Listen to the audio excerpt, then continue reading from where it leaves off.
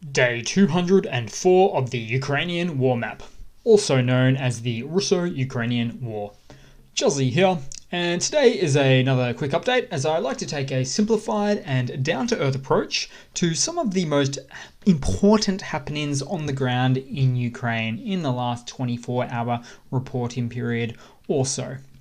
And as always, we start with the Russian military losses, starting off with the personnel losses as of the 15th of the 9th. So we have a little bit of an addition here, an additional 300 losses, so 53,850, so a little bit more than what would otherwise be considered average during this war. Now, on top of that, military losses or the military hardware losses. So we've got a whopping 17 additional armored combat vehicle losses, a massive 13 additional tank losses, and 5 artillery, and we've got 4 aircrafts there as well lost on the Russian side. Now, all these figures, they're not designed to compare with any Ukrainian losses, for instance. They're purely designed to show you the wearing thin of the exhaustion of the Russian forces there. So do keep that in mind, trolls. Now today on the map, we start outside of Ukraine again, as we sometimes do.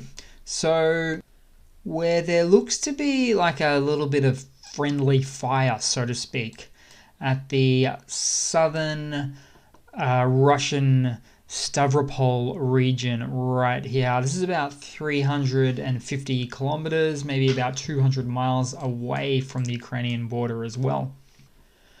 So we have a Russian hypersonic Kinzhal missile that reportedly fell out of the sky onto Russian land here, injuring 6 Russian people.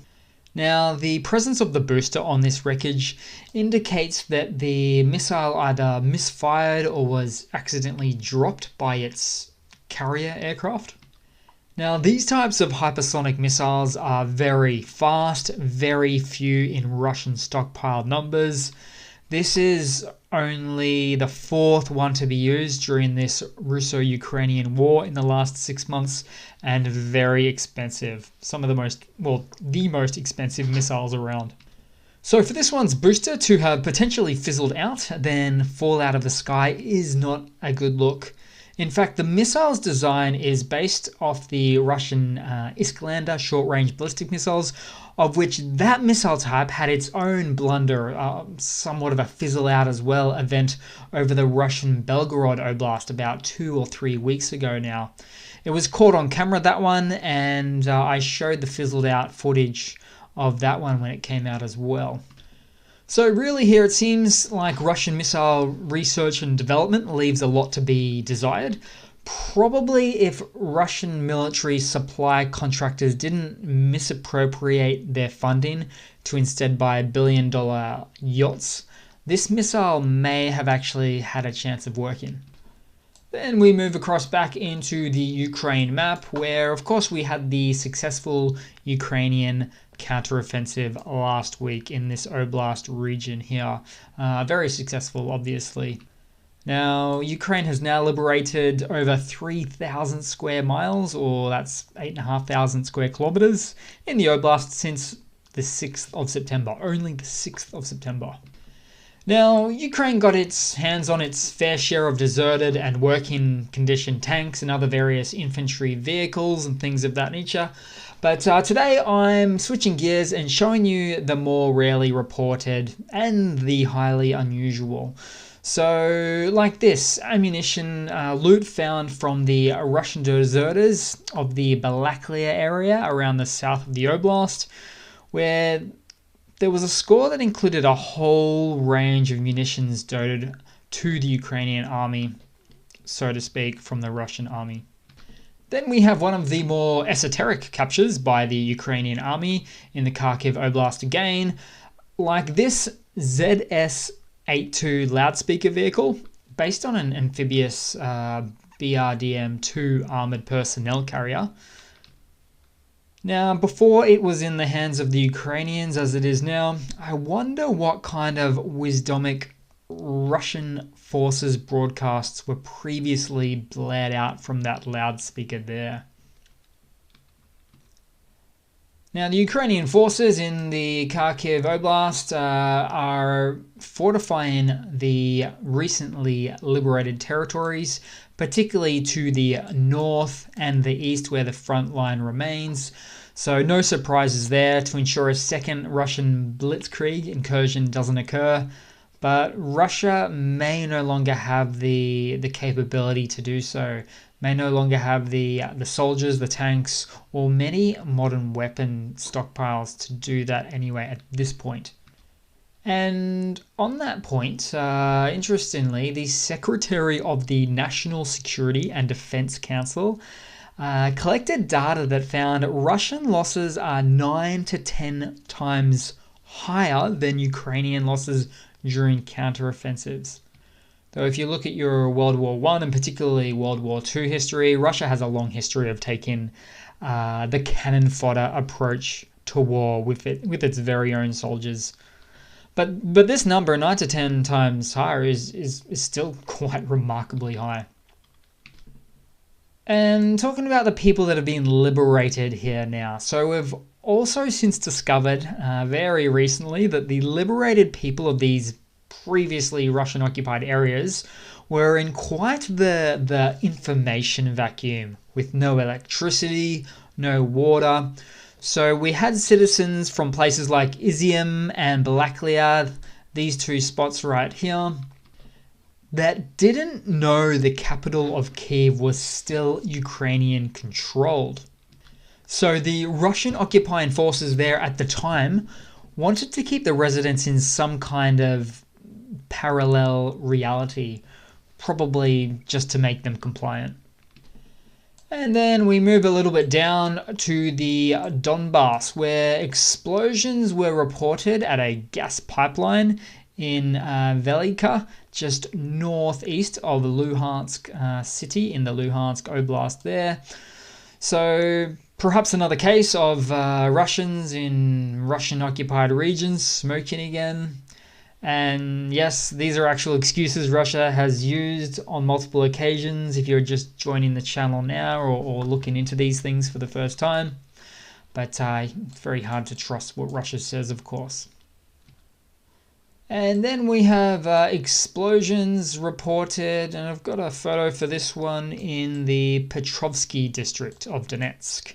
So that is just, there we go, a little bit down, and we'll zoom in right here where I'm encircling. So south west of the city. Now this is more likely to be caused by Ukrainian forces, perhaps military installation, ammunitions depot. We don't know for sure as yet, but yeah, very, very close to the front line, obviously there.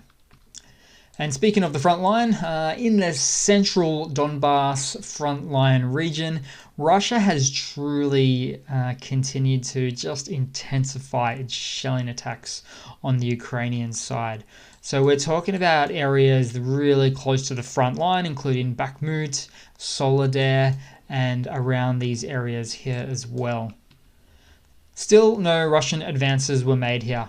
Now, I reported a couple of weeks ago on Vladimir Putin, Russian president, wanting to take the entirety of the Donbass, or the rest of the Donbass, so this area right here, by the 14th or the 15th of September. And I think we all knew that that wasn't going to happen, especially with Russia's military persuasion at the moment, its current trajectory, which if anything is going backwards, as we know. They're losing land, they're not gaining land. Though we do know, in the Donbass region, Russian forces in recent days have reinforced just north of Lyman here, so where these two oinky pigs are. Maybe I should start calling them orky pigs, but so yeah, so it looks like they're not going down without a fight here. This is the probable reason for this, is we are talking this line here, not this red line, but this line here, this sort of stripy line, is actually the border for what we're talking about. So it is the border between, let's see, a couple of borders really, but mostly Kharkiv and the Donbass. So they want to reinforce their positions, the Russian side. I believe they've they've come to be, I guess, a little bit more realistic with their expectations with the war. They can't do counteroffensives across massive front lines, up to 1,000 miles of front line. It's just not something that Russia knows it's not really capable of now. I think that message is finally getting across to Putin. So it seems the west side will become a little bit less contested, potentially, and the east side, really the Donbass, will become more contested. Then we move across to the Dnipropetrovsk Oblast here, so kind of in the shape of a boomerang, perhaps, there, where Russian forces launched cruise missiles that hit the Karachan Dam, so in Kryvyi Rih, causing extensive flooding in this city or in the surroundings, which then caused an 8-foot increase of the water level in the Inulets River. Now, the dam missile strike was an attempt to stop the Ukrainian offensive in Kherson, just south, just below it, by flooding the Inulets River and destroying Ukrainian platoons. But doing so, they have absolutely no regard for the safety of civilians in the region. Now, a catastrophe was avoided, but residents of several streets were asked to evacuate due to flooding caused by the Russian missile strikes. And the thing is here, right, the targeting of dams to achieve a military objective, of which is actually illegal under the United Nations War Charter, due to the massive impact it has ecologically on civilians, hydro infrastructure, natural habitats, etc. So yes, very, very illegal to do. Then we move down to the Kherson region, which truly is not far away, the Kherson front line at the very east, sort of the northwest part of the Kherson Oblast, where fighting continues mainly in the north area at the moment. Now, Ukraine's Southern Operational Command spokesperson said the Ukraine's military continues to advance in the Kherson Oblast, but they couldn't disclose the recently liberated settlements just yet. However, what we do know is in the Kherson region, at the front line really, the Ukrainian forces almost deoccupied the village of Kiselivka. So that is right here. Now, there were early reports saying that it may have been liberated. 6 hours later, in fact, just as of maybe 30 minutes ago, it was confirmed not to have been liberated. And it is said to be a strategically important location because it is the only major settlement on the arterial, on the highway, apart from Chernobivka. Apart from that one, that settlement on the way to Kherson City there.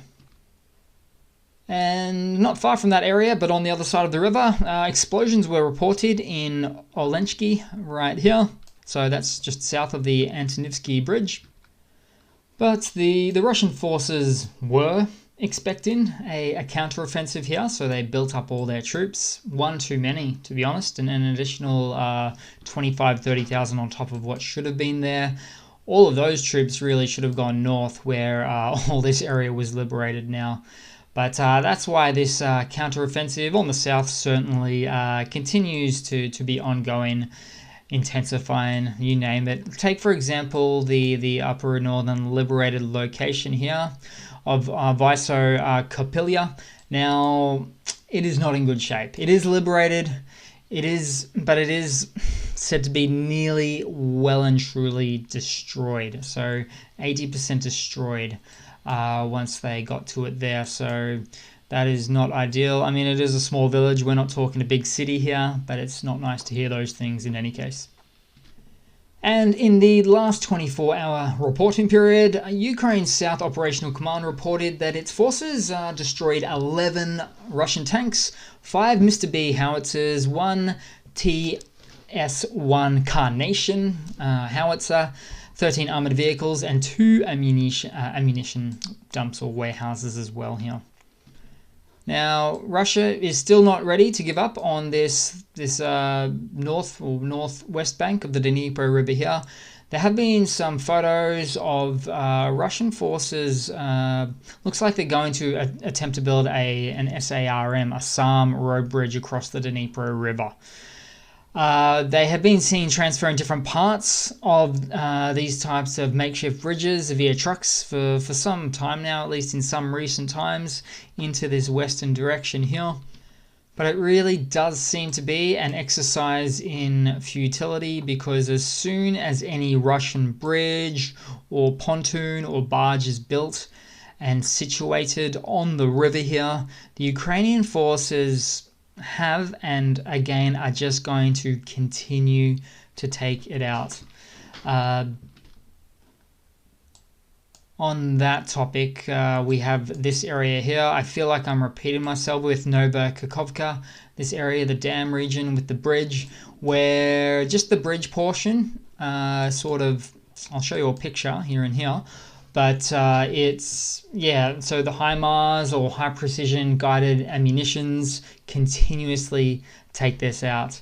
And there is not a quiet day, I think, in the last week of this south side of the river, where the Ukrainian side just keeps hitting it, so Russia can't use it. They would ideally love to use it, get all their heavy ordnance, heavy equipment across, but it's basically a walking bridge at the moment. Well, we've got a quick video in Kherson, a captured Russian ammunitions dump. A fairly diverse set of weapons are here, including RPOAs, RPGs, and lots of other ammunition types there as well. Now, I should probably clarify this. It should be in Kherson. We actually don't know for sure. It was captured by the Ukrainian 518th Battalion of the 1st Separate Special Forces Brigade, and the unit was last spotted recently operating in Kherson. So let's say that it is. Now I'm going to quickly swing past the Crimean Peninsula today. So it's been advised that Russian air defenses are active in Kerch here. Now Kerch, that name may sound familiar. It's actually the town, of course, right next to the Kerch Bridge that is suspected that Ukraine is close to, if not already having, the capability to take this out. It just comes down to timing, perhaps, at this point here. So there's a lot of funny memes and videos of HIMARS on floaties on the water, just dreaming or hoping for the go-ahead to take out the bridge. And so just like I say, quickly swinging across to the Crimean Peninsula today. Then we'll move across to some news where, oddly, both Ukrainian and Russian presidents were involved in some sort of a danger car-related event in the last 24 hours, though not precisely the same.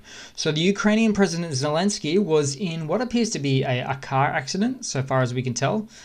And Russian President Vladimir Putin's situation was a little bit more untoward. There was a car explosion seemingly designed for him and or his car. However, in both events, both presidents were unharmed. Now, I'm actually reminded of a bit of history here, where no fewer than 42 assassination attempts on Adolf Hitler by the citizens within the German Reich had actually occurred or attempted assassinations, I should call them there. So some of them got pretty close out of those 42 as well. Just goes to show not everybody supports Putin in his own country. In other news, President Zelensky of Ukraine had a video chat with the actor Benedict Cumberbatch. Now, this is quite a common thing for Zelensky to speak with celebrities. Reason being, Zelensky, of course, says that it's critical that Ukraine remains a key topic. Now, Ben Stiller and Sean Penn were in Ukraine a little while ago and were actually sanctioned by the Russian government. Kid you not. And in other news, there is a Russian deputy calling for Putin's resignation, and he refuses to back down. Now, his name is Nikita Yerfev, one of the Russian deputies from St. Petersburg, and he called for Putin to be charged with treason. He has already been fined in court and will be threatened with jail the next time.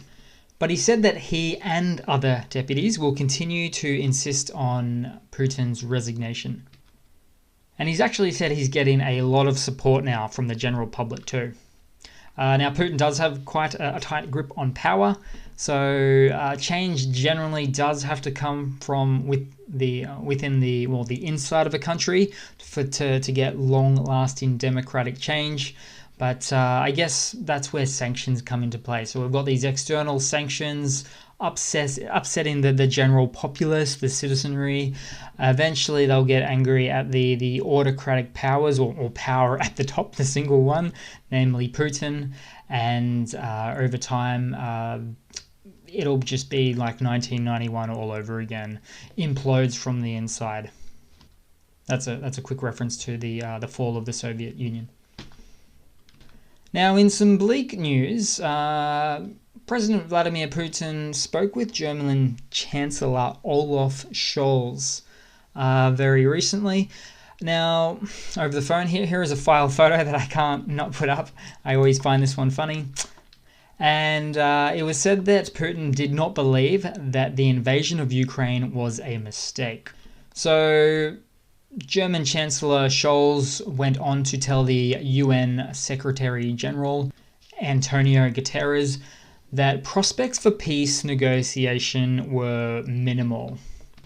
And just lastly, a little bit of a funny to round it off with. Actually, this isn't the most cheery of things. It's maybe a little bit of a dark sense of humor I've got today, where the Wagner Group, so a militia group that's being utilized by Putin and the Russian forces, continues to recruit from prisons in Russia.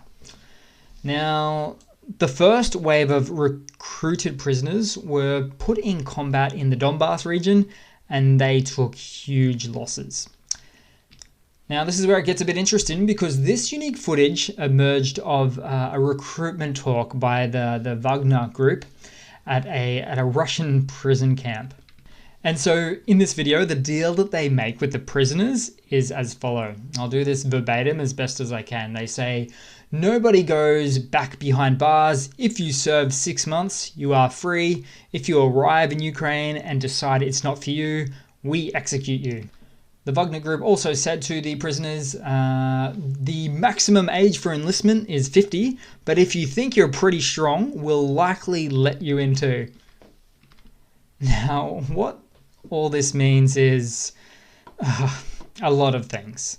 But effectively, we're looking at additional Donbass cannon fodder here by what will be exceptionally untrained Russian soldiers. This is an attempt at refilling the ranks, pure and simple, scraping from the bottom of the barrel yet again. Where their training lasts for, by some accounts, as little as 2 to 3 days. Not weeks or months, 2 to 3 days. And by some other accounts, when they actually get into the front lines, they will be provided with substandard weapons, for instance, ancient like rifles or muskets that have in some instances malfunctioning or in complete disrepair.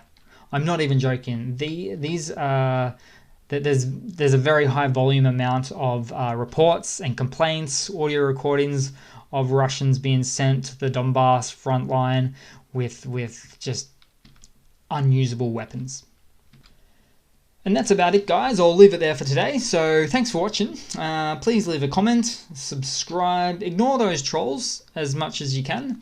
Their logic is just so unnuanced and black and white, I guess, for a lack of a better way to explain that one now. It's pretty funny though, sometimes what they do say. So yeah, I do hope to see all of you guys in the next one, and cheers again. Have a good one.